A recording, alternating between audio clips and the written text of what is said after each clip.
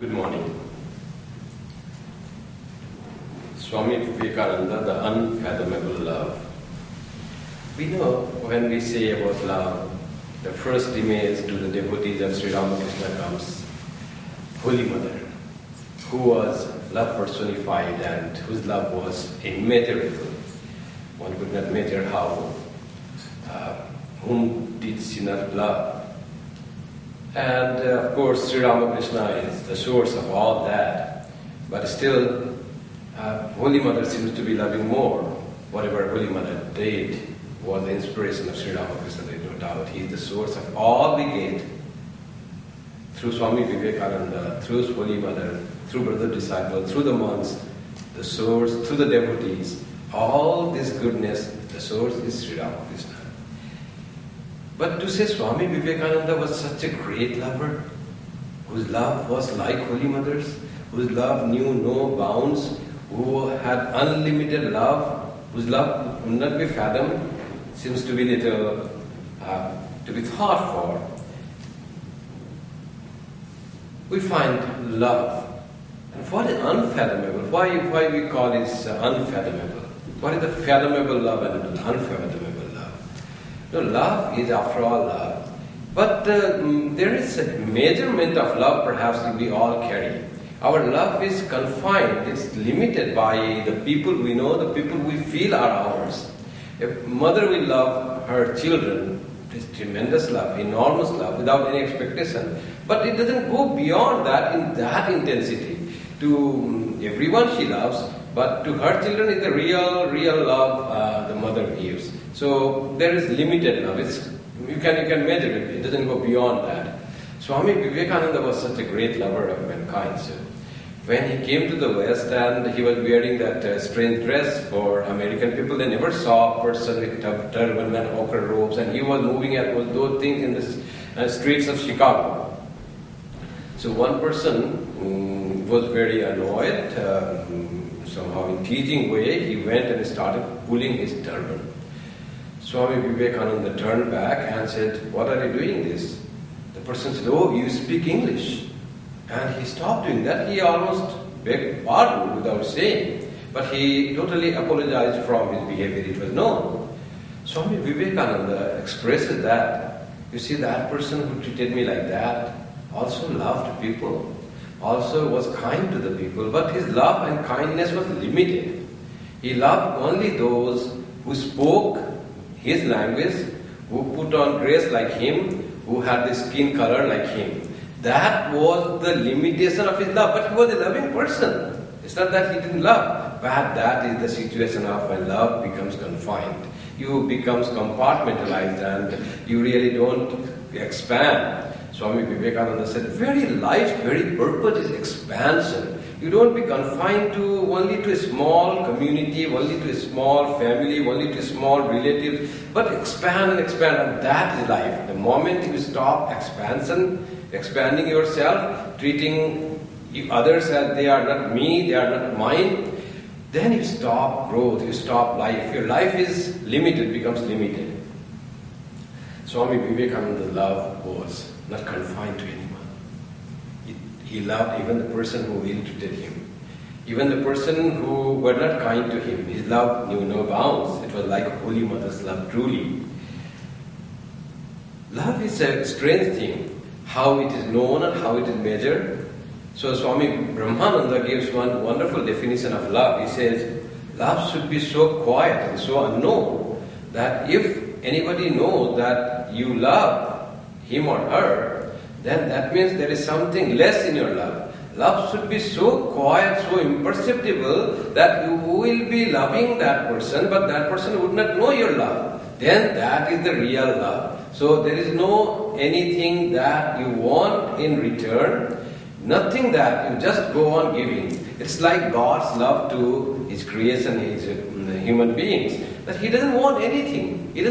God doesn't want anything. When we give praise to God, when we worship, when we offer, what do we offer? It's all God's thing.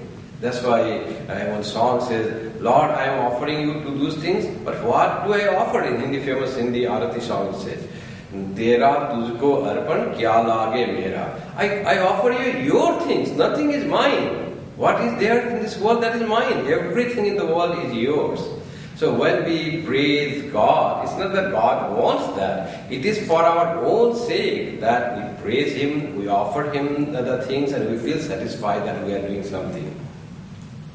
Swami Vivekananda was a divinely ordained person, a divine person indeed. But this morning, I would like to present to you Swami Vivekananda as a human being, like you and I. He not only taught about love of man, supreme love of God, but practiced what he spoke throughout his life, refined it, intensified it, and gave to us his love, and also taught us how to love, whom to love, what to love. Let us now see what did he love. Of course, his love for creatures is not unknown, but he more than that, he loved many qualities. Let us see what qualities he loved. He has a great love from very childhood. He's so extraordinary person. Even from his childhood, he was very reasoning type. He didn't believe that somebody said this and you have to believe. He was not that type. He had his own way of reasoning and finding the truth. So we know the story that he used to go with his friends as a small kid and climb the big champaka tree. Champaka tree bore beautiful fragrant flowers, and it belonged to an old man. That person was, when he saw children playing there, he loved children, but he was afraid that some of them would fall and break their limbs. So he said to them, when they were not resisting, they were not going away, don't do that. He made a story. He said, you know, this tree is haunted, and there is a ghost that lives in the tree. The boy asked what he does. Oh, if you climb this tree, he will break your neck. Then all boys were scared. Someone there in the tree, the ghost, the demon, Brahma Daitya, and if we climb this, he will break our neck and we will die. So all they ran away their home. When they were going away, Narayanath said, then the old man went to his room, his house, and Narayanath was seen again, small kid Bile was seen again climbing there. The kids, his friends asked, what are you doing? What does the old man say? Then he says, the Bile says, why do you worry? We all climbed this tree. If there was really a ghost, and if ghost will break anyone who climbed this tree, so my neck would have been broken long ago, long back. Not only mine, all of your necks would have been broken. Nothing will happen. Don't you understand? That's just a story. So don't believe that if someone says, later on, he said that to the audience in the West. Don't believe because it has been spoken by some human beings.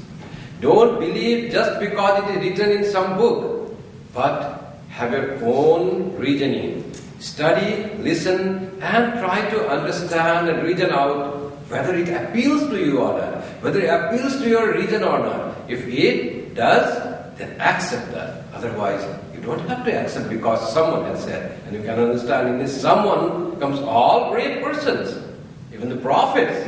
And his book comes all books, even the scriptures. So Sri Ramakrishna also said, in the scriptures there are many things which are profitable, which are useful, and some they are not practical for the present time. So follow and practice what is useful for the present time. Swami Vivekananda says, practice those who appeal to your reason. Those are the real things you need to practice. So that's what was the freedom given by Swami Vivekananda to us out of his love. That you try to follow that part of the teaching, that part of the saying which appeals to your reason. Yet from his very boyhood he had this thing. He had a strange love for curiosity. He was not like other person. So someone said and he would believe. So there were many hubble bubbles in his father's office, and he asked his dad, why are there so many? Your clients have seen coming 1 or 2 at a time. Why do you keep 6 of them or 8 of them?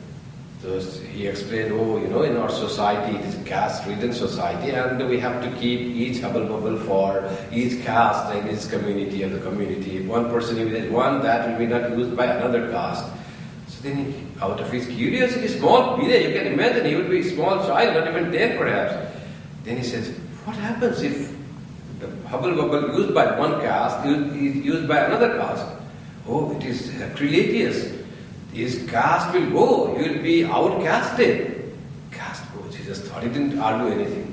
Father had gone out and the room was just closed that way. And one day, in the closed room, his father was coming. He finds village inside the room. And what he was doing? Narendranath, small kid Narendranath. He was smoking from that hubble-bubble. Father didn't get angry. His father was a fantastic person. He didn't just get angry and you are smoking that without my permission. Nothing was there. He asked, Billy, what are you doing? He said, oh, I heard that when you smoke from one hubble-bubble which is not used by your caste will go, you will be outcasted. I smoke many of them, but I find nothing has gone out of me. I am same. So just by someone said, he didn't believe. There's so much of curiosity and his own experimentation from his very childhood. He loved culture. He loved music. He even wrote a music book called Sangeet Kalpadruma. And his music was so expert in his music out of this thing, small, how much training he got. He didn't belong to the family of musicians, but his music was so wonderful. He used to sing. Yam, the author of the Gospel of Sri Ramakrishna, not the author, recorder of the Gospel of Sri Ramakrishna, he says that his music was very sweet. Only second, not the first, second was the first. First was, of course, Sri Ramakrishna. Sri Ramakrishna's music, his songs, just fill the soul. It was something unique that it cannot be compared with anyone.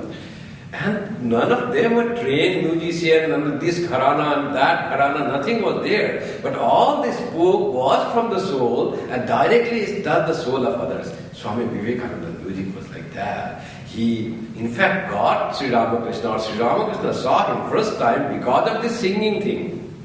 Sri Ramakrishna had gone to a place and there the musician who was to sing couldn't come and they invited Narendranath. He used to sing, was a young man at the time.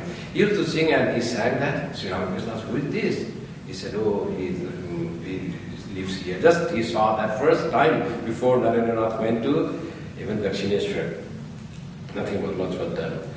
So he used to do drama from even childhood. He was in demand when he became young. And when he was studying, he was very interested in learning philosophy. And he was such a voracious reader at the time. If you read his things or who heard him, his lectures, you find so many things he knows. A man of only 30 years, speaking in the West, in America, and how much he knows. When did he get time to study those? But when he was studying back in India, when he was student life, he didn't only read his textbooks, but his interest in knowledge went beyond that. He used to read the philosophy of Western philosophy, Eastern philosophy. He used to have communication with the great philosophers of that time. He read John Stuart Mill, he read Socrates, and he knew whatever he read once, it all went to his intellect. Such a sharp and bright intellect he had. So that was Swami Vivekananda's love for study. His love for family values and sacrifice, we all know how much he loved his families. For that sake, when family was in trouble, he didn't spare himself from sacrificing. Sometimes he had to go out without food and there was less food left in the home. He said, oh, I have invitation somewhere. He wanted to be of service to his family. And his love for his brothers and sisters. Once you know how one of his sisters passed away, was already a monk, and he had gone to Varanasi to a great scholar, great Pandit. And Swami Vivekananda was crying. A Paramhamsa sannyasi, an ultimate monk, was crying. And the the scholar who read about this Jnana Yoga and Brahma Jnana, and he knew that Swami Vivekananda was a great disciple of Sri Ramakrishna, he said, Swami, you are a monk, and you are a monk of the highest order, and you are crying because something happened in this Maya. Someone died. So Swamiji said, Pramod Das Babu, I have become a monk. I have realized God. I know Brahman. Doesn't mean that my heart has become of stone. There is a feeling in my heart, and that makes me feel. That was the great love that Swami Vivekananda had. In fact, they say Swami Vivekananda always had tremendous love for humanity. His love was from the beginning, was not confined to himself. He never thought about himself. His love for all, just to distribute, just to give. And yet, he had a great interest to know the reality. And when he heard about Advaita, that's the one reality, and all this manifestation is just a manifestation, it's just superimposition, it is unreal in the real sense, in the truest sense, he was at a very loggerhead. How to make reconciliation with his tremendous love for this world, for mankind, and at the same time the philosophy that says that all is just a dream, just a false, it's not ultimately real. How to reconcile that? If it is untrue, how can I love? I have to love the reality, the truth, which is unmanifested, which is Brahman, which is one without a second, Advaita, and yet so much of intellectual thought, and yet this world which he cannot but love. To the human beings he cannot but love. Then when he heard from Sri Ramakrishna, Shiva Jnani Jiva Seva, love the world, love the human beings as God himself. Every human being is made in the image of God. And when he heard this, he had a strange and immediate reconciliation of his thought that was tormenting him. He could know that reality is one, it is Brahman. And at the same time, the worship of that Brahman in this Maya is through service to mankind. When he heard from Sri Ramakrishna, that's why he said, he was in search of matching this ideology of loving all, that was his heart was so large, and at the same time, understanding the Brahman. So when he heard this, he said, I have heard something unique thing today, and he flashed to him, yes, it can be done practical. Vedanta is very practical. It is of this world. It is for this humanity. It can be practiced while we live and work and breathe and dream in this world. That's Swami Vivekananda got that message from Sri Ramakrishna. So his love for family was so great. A small child, how fearless he was. Tremendously fearless. Everything he got as the trait from the childhood. Sri Ramakrishna said, his birth was not because of samskara that he had in the past, has been something great, and that he continued. Oh, he was a rishi, tremendous in deep samadhi, and he was just satisfied, just peaceful in the bliss, merged in the absolute. It was God came in the form of a small child and embraced him and said, I am going there, won't you come with me? And then Sri Ramakrishna vision sees all this, and the rishi who was in deep samadhi for eternity, he opens his beautiful eyes, Sri Ramakrishna's vision and his description, you see. Beautiful eyes, and looks at the boy who was embracing him. And when he heard that sweet nectar-like voice of that divine child who was God manifested, he just didn't say anything, just he looked. And Sri Ramakrishna says, by the mere look of that yogi, of one of the Saptarishis, it was meant that yes, I will follow you. And by his look, he felt that the child was the object of his meditation, whom he thought of, it was God himself.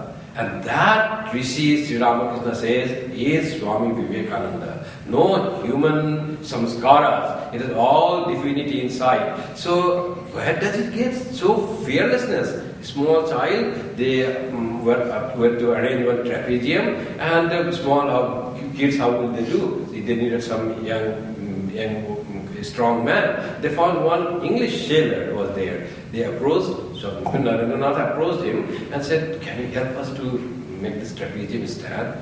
He said, of course. And you see, when was the approach, he came, and when he was arranging that, it was bad luck that it fell down, and it fell down on his head. Heavy iron structure, it fell down and broke head. And there was a bleeding. All other kids with Swami Vivekananda fled away. There was a British sailor that was injured because of them. Now it is a big trouble coming. And when trouble comes, most of the people just flee away. That's the nature of the even kids, even the grown-up kids. When we flee away from the troubles, imminent troubles, we are nothing but his kids to keep like behavior in us. So, but Swami Vivekananda, the kid, was very mature. He didn't run away. He was so fearless, and so he felt, now my duty is to treat this person. I cannot just leave him. So he went there, nothing was there. He tore his clothes and made a bandage of that and found someone to call some medical treatment, so he could be carried to some hospital for treatment. That's Narendranath. That village, small village, saw that. He was really fearless. He was in Benares, and monkeys were chasing him, and he started running from them. He wanted to save, So it was not out of fear, but just to save himself. And someone said, face the brutes. And then it flashed, because it was in nature. Oh, he should not run, he thought. And then he just turned and stood strongly, and who would face Swami Vivekananda? Even the brutes would run away from him. And he just turned back, and all monkeys fled away. Because otherwise they were pulling his leg perhaps, or wanted to snatch his clothes, because they found him afraid. If you fear, then you are nobody, he said that. If the moment you fear, you are nobody. So if you want to be a human being, be fearless. Don't be afraid of anything. So that thing he said, that face the brutes, and the brutes that is in us is our weakness. We need to face them. Anger is one brute that often torments us. Hatred, greed, all these are the brutes that are within us. Not just ignore them, face them, challenge them. Nothing can make me angry. And then this anger will go away. That's how he said that, face the brutes. Not only that, he faced the monkey. Once he was going through forest and he saw a tiger coming. Then there was no way to run away. He didn't want to run away. He was a knower of Brahman. What he did is, he sat quietly. Tiger was a little farther and closed his eyes and waited for tiger to pounce him and said that, oh, at least this body is utilized in good things. It will appease the hunger of one animal. That's a great use of this body. He was thinking that way. After a few minutes, tiger doesn't come, nothing happens. He opens his eyes and says, tiger is going away. Tiger didn't come to him at all. So, how fearless that Narendranath was. His love for fearless. This is all of love for the qualities that he had. Once he was in England, Pinky Meadows, near the Oxford, and there were a few people there, and one bull became wild and it started coming and chasing this crowd. And all people fled. There was one helpless woman, she could not run, and the bull was charging towards her. Nobody could do anything. She would be just mauled to the ground. Swami Vivekananda saw this and came and stood between that lady and facing the bull. He just faced the bull and he stood there. Bull was couldn't do anything. He became tame. He just kept quiet. He stood still there and went back. Faced the brutes. That's what he always said, and that he did. Always he did that. And then everybody praised and they asked Swami Vivekananda, Swamiji, what were you thinking when you did? You were thinking that of Sri Ramakrishna, you were thinking that you are very strong. What you are praying that God save me? What were you doing that a miracle happened? He said, no, I was not thinking anything like that. I was just calculating how fast that bull is coming, and when he hits me with his heart, how far he will push me back on the ground. I was just calculating the distance, how far will I go. So that was just kidding, but he knew that when you face the brutes are tame. Brutes are something need to be faced. His friendship was well known.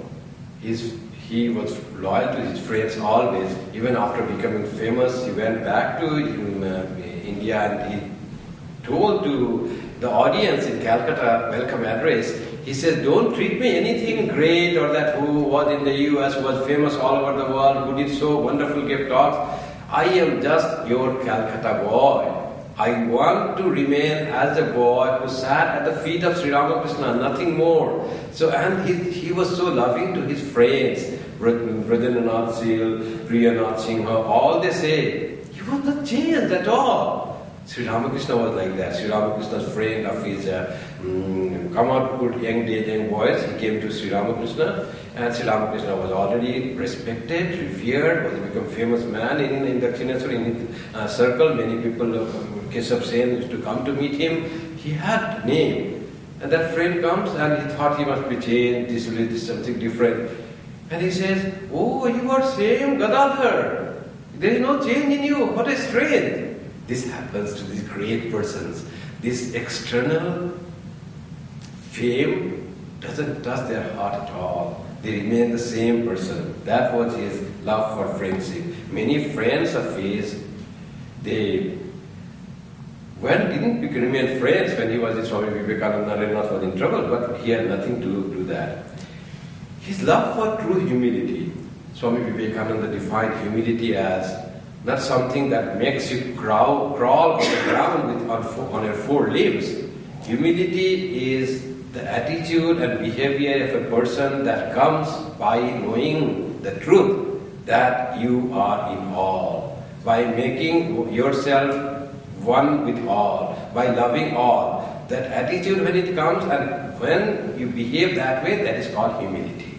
You don't have arrogance. You are behaving with yourself. How can you arrogant with yourself? There is none else other. When that knowledge comes and you behave that way, that is called real humility. Swami Vivekananda was that.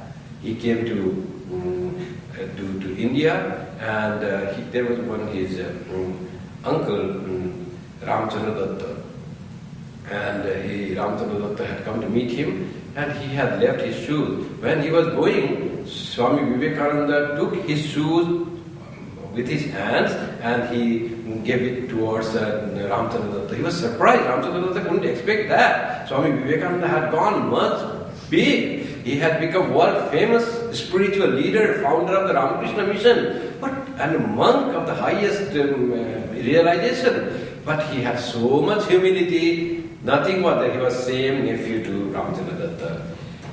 He had little altercations, Swami Vivekananda, in the South India, and people were saying very harsh words towards him, and he also retorted at one place. So, the same language, what the Pandits used, he also did the same. And this was thrashed in the newspaper. And one of the person who Swami Sri Ramakrishna knew was Akshay Kumar Datta. He was quite famous literature of his time, and he met Sri Ramakrishna. Sri Ramakrishna talked about Narendranath, always used to do that. Narendranath was a great thing. And then he said, meet Narendranath. Something happened, Sri Ramakrishna passed away, that person also had not much communication, and he couldn't meet Narendranath. He had gone to Almora. Then he heard that Swami Vivekananda has come here. So he remembered that thing Sri Ramakrishna had said, meet Swami Vivekananda. So he said in his memoirs that Sri Ramakrishna, whatever he has said, it cannot become untrue. It has to come to effect. So he comes and try to find where will be Swami Vivekananda, goes to the place, he was not there. So he was waiting. Then he sees that one horse is coming in speed, and it is being ridden by a monk on the horse. It's a monk riding a horse, it was not thought of that way. Now we go to Kailas or pilgrimage, even monks go on a horse. But that time monks would just walk. And this was a royal monk, and horse was not just a pony, it was a big horse, and it was running and galloping horse. And he said, it must be Vivekananda, he thought. Swami Vivekananda came near, and there was a wonderful meeting that Sri Ramakrishna talked about Sri Ramakrishna. Then at the end, this Akshay Kumar Datta asked, Naren, I saw in the newspaper that some Pandits in South India tormented you and spoke very harsh words, and you retorted in their language. Was that right for you to do that? Swami Vivekananda says, did I ever say that I was right? He never justified himself. He didn't say, what could I do? They spoke in the same language. They were insulting me. He said, did I ever say that I was right to say those words? Then Akshay Kumar Datta, man of wisdom as he was, he says, oh, how great you are. There is no wonder why Sri Ramakrishna loved you. Your humility is like Sri Ramakrishna's humility. That also came from Sri Ramakrishna, we can say. Whatever Narendranath was, the face was different, way of working was different. Inside him was all Sri Ramakrishna and nothing else. Swami Vivekananda had great love for, not only for spiritual knowledge, but for secular knowledge. His love for his country, his India, was second to none.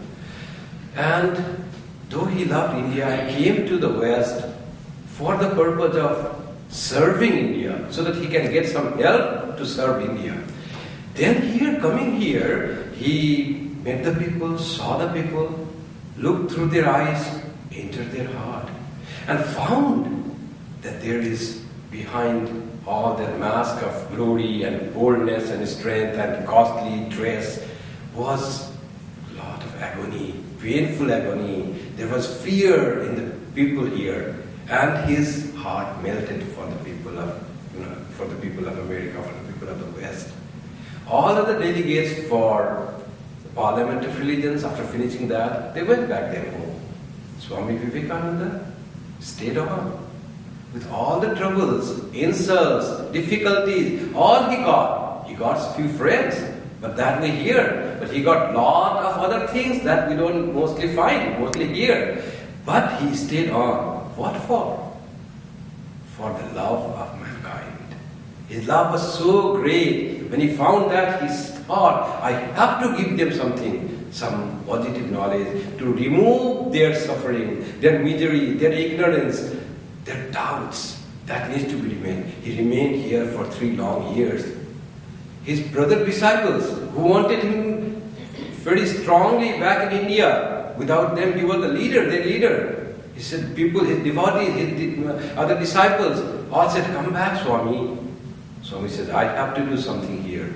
I am needed here. So India needs to very badly come back. I am not a born slave of one particular nation. I belong to the whole world. Whole humanity was his family. There was nothing Indian or Western in his life and behavior. That was unfathomable love of Swami Vivekananda. There was no American and Indian. To start his great love for India didn't stop him from loving to America or the West or the whole world in the same degree. His love for the West or the whole world was as much as he loved India. He spoke a lot about India because it needed progress. India was in the rock of this falling down. So it needed to be lifted up. That was Swami Vivekananda's primary duty. But his love for whole humanity was same. His love for Indian was as much, as great as his love for Westerner, as much as for African, as much as for any other human being. That was Swami Vivekananda's love. His love, especially for women, was again great. Why?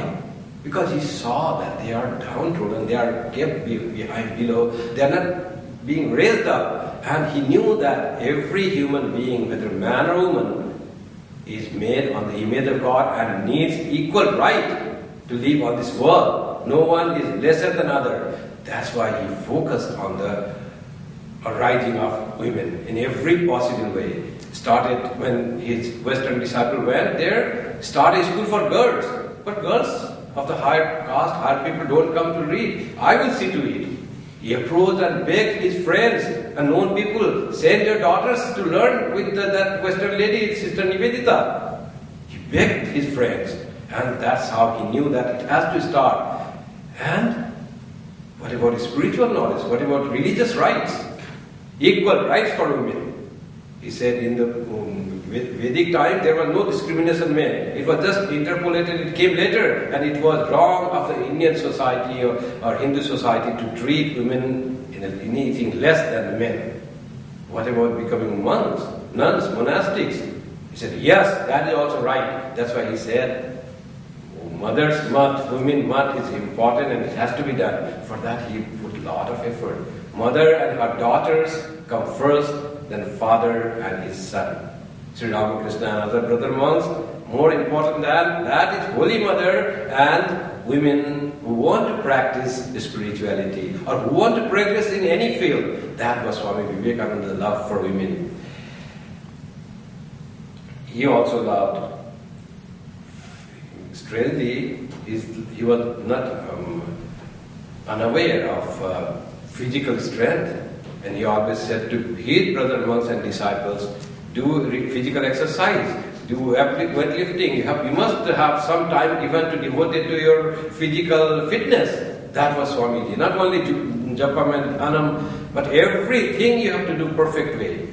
And he exhorted, you will be nearer to God by playing football more than by reading Gita. Can any monk say that thing?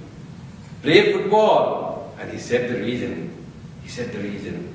That you have to be strong. And that his strength was not only inner strength, of course that is very important, but inner strength can come from outer strength, physical strength.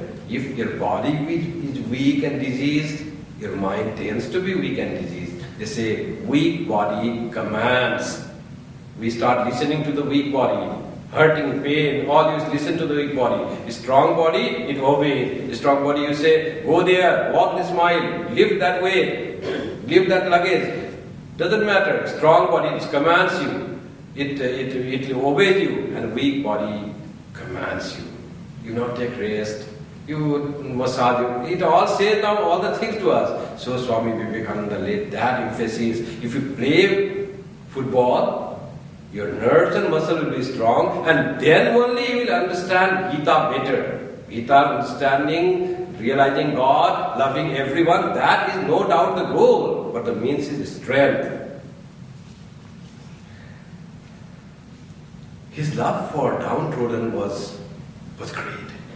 And he said that pain of Indian society, the downfall of Indian society was because of two reasons, neglect of women and neglect of masses. And for the masses, he just thought it has to be done. His love was so much that there were some construction going on in Belur, and there were local tribals who really didn't mix with the other people, and they used to come and work, but they also didn't like other people, and Swami Vivekananda wanted to feed them. His heart was so great, and they said, no, we don't eat outside our community. Then question was asked, why don't you eat? We don't eat salt. Then Swami Vivekananda gave proposal. If we cook without salt, will you eat that? Somehow they agreed. That was a great joy for Swami Vivekananda. The best items were prepared for the Santals, and then he sat there, and people were being fed, those who were the laborers, and his joy was out of bound. He was going on Calcutta and coming back, and he found one person who was with selling some roasted chickpeas. And no one was buying. He asked one of his disciples, can you buy something for me? Then he was buying a small piece. Why that small, big, buy big with some more money? And he bought a big bag of that and gave to Swami Vivekananda. Swami Vivekananda ate one grape.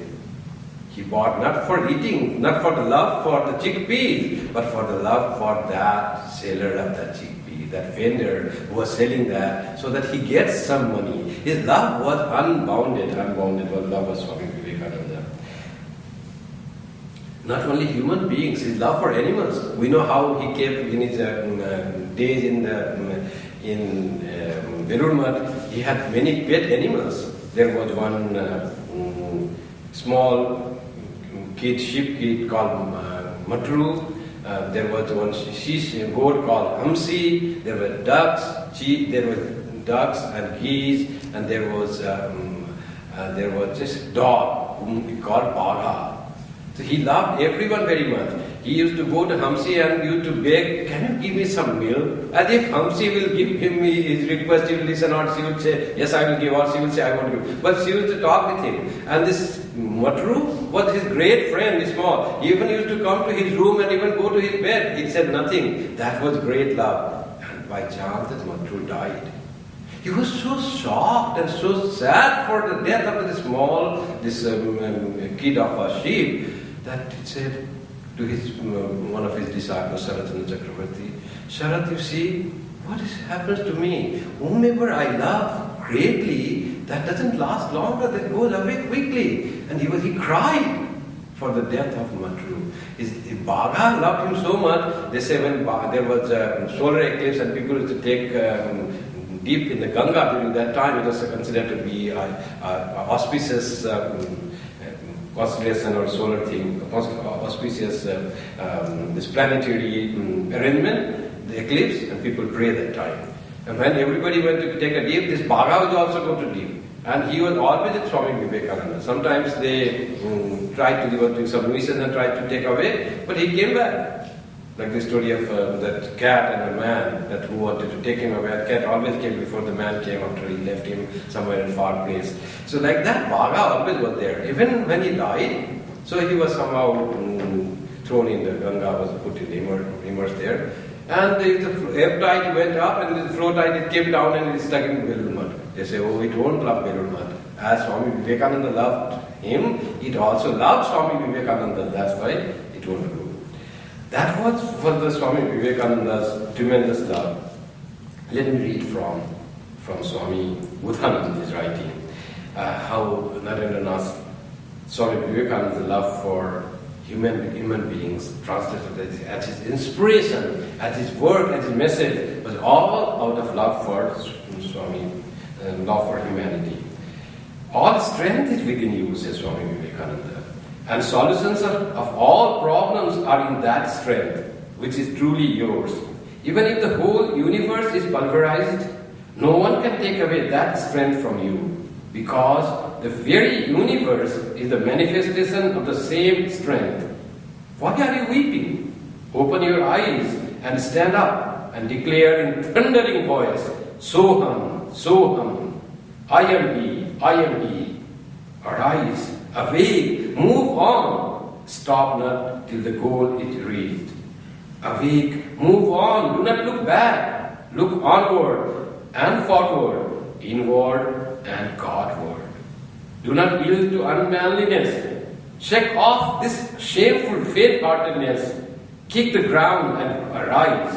O conqueror of all opposition, all powerful you are. How could unmanliness behove you? Throw out this despicable weakness, the root of all sin and evil. Be absolutely fearless. Absolutely fearless. Have nothing to do with fear. Be a hero, conqueror of foes, inner and outer. Like a lion breaking the cage and striding out of it, break all bondages and stride out in the forest of freedom. Blast the prison bars of ignorance and emerge into the supreme joy of self-realization. There is no higher expression of love of God than to quicken in the awareness of everyone this call of freedom. This was why Vivekananda propagated the life-giving message of Vedanta to the multitude of this, and this, to be sure, was a powerful and clear outflow of God's love for man. Swami Vivekananda's love was not the simple love, it was God's love for mankind. When Sri Ramakrishna said to Narendranath that, why are you asking for being in Samadhi? I thought you would be a big, huge banyan tree and giving shelter and cool breeze and shade to the tired and weary travelers of this world. That was Swami Vivekananda. Whom did Sri Ramakrishna love? Why did he make Swami Vivekananda take this all trouble? Why did Sri Ramakrishna love Swami Vivekananda? It was not for Swami Vivekananda. Sri Ramakrishna's love for humanity, his love was for us. If he loved only Swami Vivekananda, he would allow him to remain immersed in samadhi. No, that was not the case. He loved us. He loved only the most beloved disciple, child of him. He said, you have to suffer to give solace and peace and joy and remove the suffering of these human beings. He made him sacrifice his life. Swami Vivekananda's life, Sri Ramakrishna's love for Narendranath was in fact his love for us. And that great love flowed from Sri Ramakrishna himself. In fact, Swami Vivekananda's love was universal. It was for all, for everything. Nothing was excluded from his love. No one was put aside of his love. It developed from his contact with Sri Ramakrishna. Shiva Jnane Jiva Seva, serving God in man, was what he learned, practiced and taught. He loved good, bad, he loved pleasant, terrible, everything did he love. That is why his love seems unfathomable for ordinary persons like us. Our love is tainted with selfishness, with expectation. I will love you if you, that petty, small and impure is our love. We don't know what real love is. We only seek. Love is in giving, serving, sacrificing oneself. It is in eradicating selfishness, annihilating our unripe ego through self-discipline and purity. Vivekananda's love becomes unfathomable to us simply because we do not have the awareness, the propagation and practice of true love. Therefore, it is imperative that we uphold, witness, study and sincerely try to follow the life of Swami Vivekananda and his love of humanity and love of the highest truth. Then the word unfathomable would possibly become fathomable in not too distant a future.